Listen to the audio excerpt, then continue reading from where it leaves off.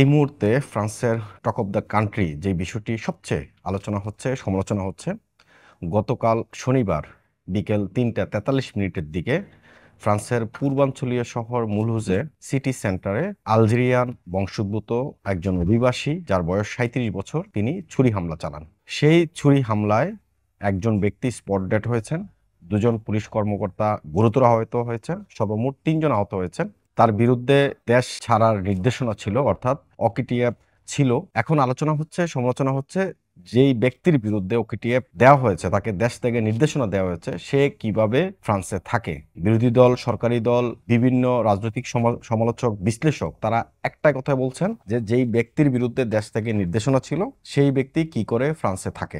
ঘটনাটা ঘটেছে গতকাল শনিবার ঠিক বিকেলবেলা ৩টা ৪৩ মিনিটের দিকে মুলহুজ সিটি সেন্টারে কঙ্গোর সমর্থনে, কঙ্গোর অভিবাসী যারা আছেন তারা গণতন্ত্র প্রজাতন্ত্রী সমর্থনে তারা একটি মিছিল বের করেন। সেই মিছিলে আলজেরিয়ান বংশোদ্ভূত আল্লাহু আকবার ধ্বনি দিয়ে তিনি সেখানে হামলা চালান। ওখানকার যে প্রসিকিউটর অফিস জানিয়েছে তিনি ইসলামিক সন্ত্রাসবাদের সাথে জড়িত ছিলেন, এর আগে তার বিরুদ্ধে অভিযোগ ছিল। ফরাসি প্রেসিডেন্ট ইমানুয়েল ম্যাক্রো বলছেন এটা ইসলামিক সন্ত্রাসবাদ এবং তিনি তার সরকার এই সমস্ত সন্ত্রাসবাদের বিরুদ্ধে দৃঢ় প্রকল্প। এই ঘটনায় একজন পর্তুগিজ নাগরিক তিনি বাধা দিতে গিয়েছিলেন, তার বয়স হচ্ছে ৬৭ বছর, তিনি স্পট ডেড হয়েছেন, ৩ জন আহত হয়েছেন, তার মধ্যে 2জনের অবস্থা গুরুতর, 2জন পুলিশ কর্মকর্তা আহত হয়েছেন। এর মধ্যে একজনের গলায় এবং আরেকজনের বুকে আঘাত লাগে।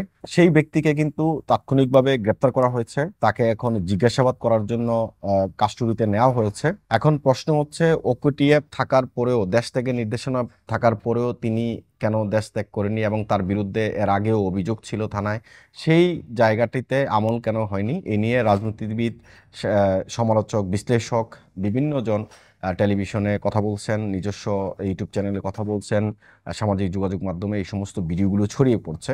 ফ্রান্স সাম্প্রতিক সময়গুলোতে নানাভাবে বিভিন্নভাবে সন্ত্রাসবাদের আক্রমণের শিকার হয়েছে, অতীতেও হয়েছে, বর্তমানে হচ্ছে। ভবিষ্যতের কথা চিন্তা করে যে সমস্ত মানুষের বিরুদ্ধে ওকিটিএফ রয়েছে এবং যারা সন্ত্রাসবাদের সাথে জড়িত তাদের বিরুদ্ধে অভিযোগ রয়েছে, এই সমস্ত ব্যক্তিদেরকে খোঁজা শুরু হয়েছে। বিভিন্ন জায়গায় চিরুনি অভিযান চলছে, বিভিন্ন জায়গায় সপাপিয়া কন্ট্রোল চলছে।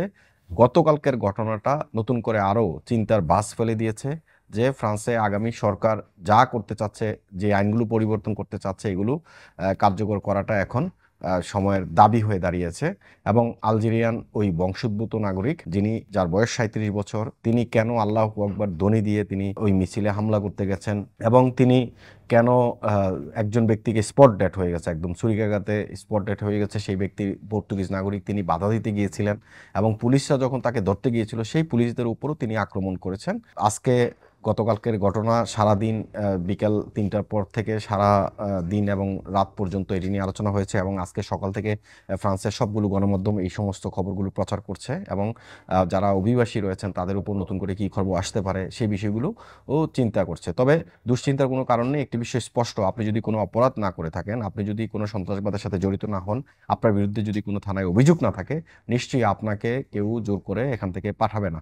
তবে ওকিটিএফ থাকা ব্যক্তিদের জন্য একটু সতর্কতা অবলম্বন করতে হবে, কেননা ওকিটিএফ থাকার পরেও কেন পাঠানো যাচ্ছে না এই নিয়ে এখন তর্ক বিতর্ক চলছে। সামনের দিনগুলো আরও কঠিনতর হবে, সেটা স্পষ্টত। এমআইবি সংবাদ ও সংবাদ সংশ্লিষ্ট অনুষ্ঠান দেখতে ভিজিট করুন www.mibtelevision.tv ও facebook.com/mibtelevision.tv এবং সাবস্ক্রাইব করুন youtube.com/mibtelevision এ।